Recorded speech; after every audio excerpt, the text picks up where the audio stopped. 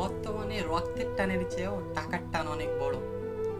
টাকা জীবনের জন্য অবশ্যই প্রয়োজন, কিন্তু যখন সেটি মানুষের মানবিকতা ও রক্তের টানকে ছাপিয়ে যায়, তখন যেন বিষয়টা খুব খারাপ লাগে। মানুষের সম্পর্কের সবচেয়ে গভীর বন্ধন হলো রক্তের টান। পিতামাতা, ভাই বোন কিংবা আত্মীয় স্বজনের সঙ্গে সম্পর্ক স্বাভাবিকভাবে ভালোবাসার, স্নেহ ও মায়া মমতায় বাধা থাকার কথা।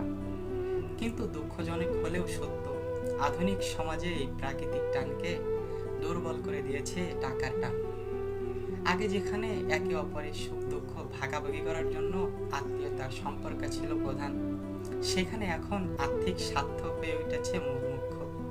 ভাইয়ের সঙ্গে ভাইয়ের দূরত্ব হয়ে উঠেছে। সম্পত্তির হিসাব নিকাশে সন্তান বাবা মায়ের প্রতি দায়িত্ব ভুলে যাচ্ছে অত্যধিক চিন্তায়।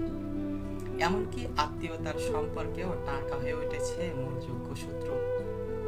সমাজে দেখা যাচ্ছে যে আর্থিকভাবে শক্তিশালী তার প্রতি টান অটুট, আর যার হাতে টাকা নেই সে ধীরে ধীরে সম্পর্কের বাইরে চলে যাচ্ছে।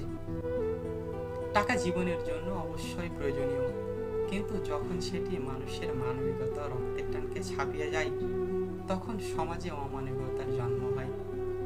আজ আমরা দেখছি পিতামাতার বুদ্ধ বুদ্ধিক, ভাই বোনের মধ্যে হানাহানি, আত্মীয়তার ভণ্ডামি। এসব কিছুর মূলে রয়েছে টাকার প্রতি অতিরিক্ত আসক্তি। তবে বাস্তবতার মধ্যেও আশার আলো আছে।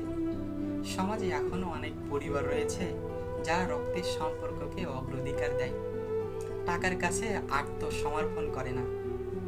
তাদের কাছ থেকে শেখা যায় টাকা স্থানীয়, কিন্তু রক্তের টান চিরন্তন। টাকা জীবনের চলকা শক্তি হলেও সম্পর্কের ভিত্তি হতে পারে না। টাকার জন্য সাময়িক লাভ হলেও রক্তের টান হারানো জীবনের জন্য শূন্যতা নেমে আসে।